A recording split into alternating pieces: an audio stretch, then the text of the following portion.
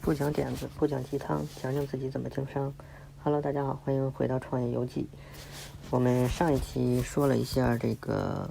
怎么在网上挑选店铺的一些技巧。好，那今天我们这期说一下接下来该怎么办。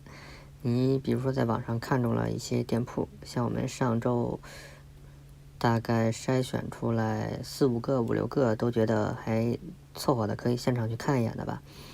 然后接下来如果是你要去做的话，就是你要去实地考察一下这个店铺了。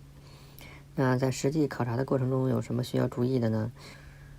怎么去看这个店铺行不行呢？然后我们这期简单的说一下。好，我们现在已经打开了这个网站，现在是高德地图。高德地图我们先看一下，这个是我当时选的那个食堂，是在对外经济贸易大学。为什么我选择外经贸呢？因为首先选这个大学食堂最好选择一些就是稍微好一点的学校，因为你稍微好一点的学校一般都是学习不错的呀，这些懂得上进的，这个家庭条件相对于那些次的学校一般也会整体好一些，因为你教育水平跟上来，其实大概率的话，你教育水平前期还是需要砸进一些钱的，而且相对家庭的文化素养、文化水平、文化背景也会高一些，整体的家庭收入水平相对于次学校，这当然那些这个私立学校啊，这些收钱的这些收钱就能上的学校除外，就说正常来看它会相对好一点。而且还有一个很主要的一点，是一个好的大学的食堂，你没事的时候还可以去学校蹭蹭课。当时我在选择外经贸也有很大一个这方面的原因，就是可以蹭课。当时在休息的时候，我就去他那蹭什么宏观经济学、微观经济学，乱七八糟的一些。好，我们回归正题。现在是这个外经贸的平面图，我们可以看到，当时我选的那个食堂，当时我选的时候呢，有一个2食堂，也就在这儿；有一个是1食堂，1食堂我们看到了，1食堂是在这儿。这2个食堂都有档口在卖。当时首先我大范围锁定在了外经贸，但是这会儿就面临2个选择了，一个是1食堂，一个是2食堂，你到底选哪个呢？首先我们从平面图上可以看出来，这个1食堂它离的操场比较近，它周围呢这有一个公寓，然后这边是这个什么诚信楼、马克思主义学院，这应该是一个专业的一个，我不知道是哪个专业啊，这是一个专业的教学楼，求真楼这也是一个教学楼。然后1食堂的旁边是有一个公园，北边是操场，西边的话是2个学生公寓，还可以。它毕竟挨着2个学生公寓，这2个学生公寓学生下楼基本除了非去外边吃啊，如果在学校校内吃的话，第一选择应该是1食堂，因为比较近。然后呢，我们再看一下2食堂。2食堂在这儿，它周围的公寓可就比较多了。我们现在可以看到啊，1、2、3、4，这儿有4个食堂，然后这儿有一个它的体育馆是在这儿的。不对，说错了，4个公寓，它周围的公寓比较多，这有4个公寓，5个公寓，1、2、3、4、5个公寓，这也是公寓，6个公寓，7个公寓，7个公寓，很多的，这边有7个公寓，是这边的3倍了。然后这还有一个体育馆。然后当时我在的时候呢，这个楼，这个是留学生综合楼，这个楼是相当大的，里边有很多留学生，基本都住在这儿，也做得很豪华。我当时在的时候，这个楼还没有建起来，但是听说这个楼当时是要建给留学生用的，所以我们当时选的这个食堂，因为它周围的公寓密度很大。这个留学生楼，因为我们是想长期做嘛，准备留学生建起来之后对我们的发展也很好，因为我们是做炸鸡嘛，炸鸡你在就是全球范围都比较通吃的一东西，你甭管是搁在亚洲啊，咱们的韩国呀、日本呀这些国家，东南亚国家，包括西方的一些国家都是吃炸鸡的，英国、美国啊这些欧美国家也都是吃炸鸡的，很通用。而且韩国人尤其是爱吃炸鸡，所以说这个东西建起来对我们的这个做的这个产品的话是很大的利好。而且这是一个点，这是就这个地理位置来说，这个1食堂、2食堂选址来说，还有一点呢，就是我们可以看一下1食堂和2食堂，实地考察一下你就知道了。好，我们现在把1食堂的照片打开。它这个1食堂呢，好，我们看到环境这儿，1食堂很大，它是一个老的食堂，它很大，但是里边东西很多，很乱，很杂。显得有点不是那么太干净。我们可以看到这个是一食堂的一个照片，看到很旧了，这些外墙都比较脏。好，我们可以看到里边你就感觉这些说不好的东西太杂了，而且它这个菜单设计的也不是很好，密度很大，也没有而且又是统一的格式，没有让人耳目一新的感觉。你要想找出一个菜的差异化，你一眼看上去你找不出这个差异化，你看着都是一样的东西，你只能走进了一样一样看菜单，你才知道它卖的是什么，它这里都有什么东西，有没有你想吃的。我们可以简单浏览一下，这是一食堂的感觉。好，我们再看一下二食堂。当然现在很好了，我看到他们新传的照片，食堂已经改成这样了，像一个美食城一样，这个已经相当那什么了。现在的学生就是幸福啊，跟购物广场里的这个美食城一样了，环境已经很好了。但当时我在的时候呢，我们可以看一下，这应该是这是一食堂的照片，我们看一下啊，这个是二食堂，这个是二食堂的一个照片。二食堂比较小，它只有这样过来一圈儿，这样一个小圈儿。对，我们看一下，那儿刚才接过来就是这边这样转一圈，然后这边是没有东西，它就回来了，很小，不是很大。它这个档口是让一家自助都给包了，这边可以自选菜。他们家是这个食堂生意最火的，因为菜品种类比较多嘛。然后剩下这边是其他的档口。我当时我们的那家档口就大概在这个位置，进门的话就能看到。这一排都是卖什么的都有。它的整体环境你说不上好吧，但是比一食堂感觉是好一些。因为一食堂还是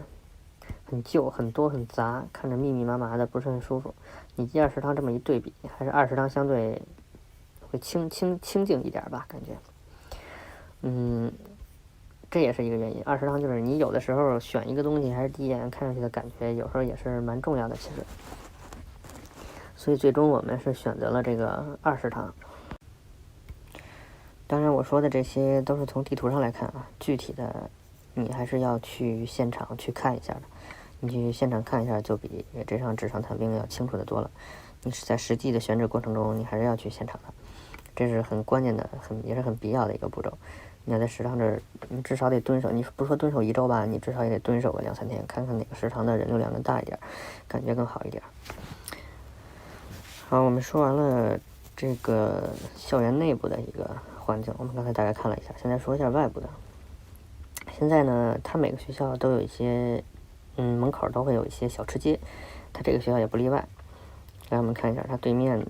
这是有很多餐厅的，但是它的这个学校门口这块都是写字楼，我们可以看一下它的位置。它的位置是很好，在3环和4环中间，北3环和北4环呀，也就是海淀区，海淀和朝阳，它这应该属于朝阳。它这个地理位置是很好的，它这块的地价也是很贵的，所以说它这对面的这些写字楼呢，这些门脸呢，租金也是很高的。这就造成它对面的这些餐厅的价位也偏高，而且餐厅没有那么的多，当然也不少了，但没有那么的多，因为它开店成本太高了嘛。而且你餐品价位定位高了，你大学生普遍是这个价格比较敏感的群体，所以相对来说吃这个食堂的就会多一点。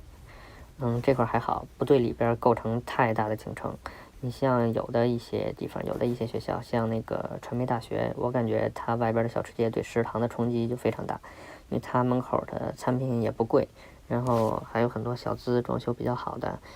挺有情调的。然后传媒大学，你看这些学艺术的，普遍家庭条件又比较好吧，所以说那边的食堂，在我当年去的时候，这个门口的小吃街对食堂冲击还是蛮大的。好，说完了这些呢，还有一个很重要的一点，就是说你这个店的附近住宿条件怎么样，你住宿成本高不高，这也是很重要的一点。不管是你自己开店，还是你雇员工去经营，当然你要家住这附近最好了，但是大多数都不是。你家不住这附近的话，你就要考虑一下你在这周围住的一个成本。好，我们可以看到这个区的房价是相当高的，住宿租金成本也是比较高的。我们可以看一下，来咱们随便搜一下它这边的小区是像这个10号居2号院、14号院、5号院，这是10号居的社区。然后我们可以看一下它的房租。好，比如10号居2号院，两室一厅，不看两室一厅，看一室一厅，两室一厅太奢侈了，一室一厅45平5700，这两室一厅5200，怎么这么便宜呢？这一室一厅6100，两室一厅5000，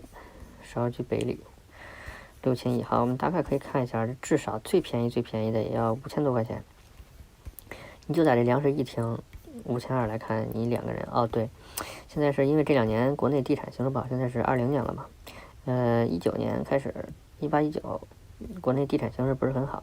那会儿是319新政吧，下来之后就一路往下走，当然跟经济大环境有关了，现在就不深入说那些了。房价不好，跌了不少，当然租金也下跌了不少。我记得我在的那会儿应该是16年，那会儿房价正上升的很快呢，那会儿租金都要比这个高。现在就拿这个看的话，你5200的两室一厅，你2个人分租的话，你说两室一厅，一个卧室里住2个人，你说4个人住吧，4个人住，每个人的租金成本大概就要1000，加上水电费1500左右，1500一个月的住宿成本，这是一个人，你一个店至少你得雇2人，因为他得倒班，你不能让人家24小时乘7，不是24小时，就7天一直不休息，一天一直这么干着，是谁也不干，没有这么弄的。你至少是要雇2个人。你雇2个人的话呢，我们可以看到大概租金成本，一个人1500，两个人就3000的租金成本了。这个租金是相当高的。你可能开一个食堂档口一般是出不起这个租金的。那我们怎么办呢？还是这个解决问题的办法一般都在现场。你去这些小区看，这些小区一般是有地下室的，有一些很便宜地下室出租，包括这边，尤其是这些老小区，它都有地下室，有这个本身的这个防空的战略的，这叫我也忘了叫什么了，就是这种地下室吧，还有这种车棚，以前的车棚改的地下室都有，它是可以住人的，虽说是违规的，但是一直就是屡禁不止吧，说难听点叫屡禁不止，一直没有完全的去把这地下室消除掉。但是这个一直在查，陆续的隔一段时间就有人来查地下室，反正住的不是很安生。但是没办法，毕竟租金成本太高了嘛，你只能选择地下室。地下室的话，一般一个地下室可以住一个地下室的房间可以住2个人，你要集3个人也行，但是正常也就2个人。它地下室一般就是放一个双人床，然后厕所是公共的，然后放下双人床之后呢，你可能再放一个柜子，然后你就基本空间就满了。只剩下床头和侧面一个小过道的空间，因为它本身就不是给人住的嘛，所以它空间很小。这个位置当年我在的时候，地下室是600左右一个月，可以住2个人。你这样的话，租金成本摊到每个人就300块钱了，就很少了。一般情况下，你雇人的话，一般像北京这边，你雇人基本都是外地过来打工的，他是90%的都会要求你住宿的，因为他目前的住宿一般也是他的上家给他安排的，他不在他上家干之后，他就要找你安排住宿。你像这种自己有房子，比如说一家来北京，一大家子带着孩子来北京打工，来了很多年了，他们有固定的住所，你要碰着这种最好了，也有，如果幸运的话会碰到。这种不用你安排住宿的最好，能省下一些钱。当然如果你的店比较大的话，你也可以给他就租一个正经的一套房，一个店的人都住在这里，你把客厅改造一下，像2个卧室一个客厅，男女当然你得分开，一间房把这些员工都搞定，5、6个员工都搞定，这样也可以。但是现在我们说的是档口的话，一般员工比较少，可能也就2个，多的话也就是3、4个，一般不会超过5个，除非你是比较大的档口，一般就是2个。2个员工的话，你不可能去给他们租一个正经的房子，你要租一间卧室的话，一般也要3000块钱左右，你摊到每个人还是1500，所以说这个成本就很高了，你只能去租这种地下室。这个地下室也没什么太多的技巧，因为你现在在地下室你在网上找不到的，这种东西是不让登在网络上的，你只能去现场，或者问问你旁边档口干了很多年的人，这附近有没有什么住的地儿，他们都住哪儿，然后你去这个周边的小区逛逛，有的会贴的地下室招租的，找这种地方给他们住。这个住宿的问题没有什么太好的解决办法，只能这样去找。当然稍微偏一点的地儿，它有很多城中村他们有改造，自己把村里的这个平房改造成公寓的那种，住宿环境会好一点，租金也不是很高，那种是不错的。但是那个问题我们之后会讲了，因为我的第2个餐厅就是让员工住的那种宿舍，那个问题我们之后讲吧。就这个食堂档口而言，我们外经贸的食堂的档口，它的住宿省钱的办法就是找周围的地下室，多看几家地下室，比比价哪边最便宜。然后一般这种地下室都住满了，你可能还需要排一下队，什么时候能轮到你，什么时候去住。因为你要是自己有这个，你要是自己开的一家大餐厅，你其实可以偷摸的把店员安排在店里住的。当然理论上是不让的，店里是不让住人的。但是你低调一点，让店员住在店里也是可以的。但是这种食堂就没有办法，食堂你是不可能住在食堂里的，只能在外边给他们去租房。所以当时我只有这一个办法，就只能给他们租地下室。当然，如果你有什么经验，你觉得有更好的办法，你也可以在留言区里下边的评论区里留言，咱们共同讨论一下。好，我们这期节目就先讲到这儿了。如果你喜欢我的话，可以点击下方的订阅，这样就不会找不到我了。你还可以点击这个提醒的小铃铛，这样就不会错过新的更新了。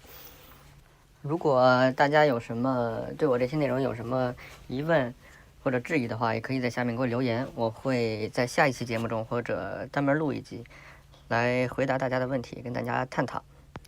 好，那我们下期见，拜拜。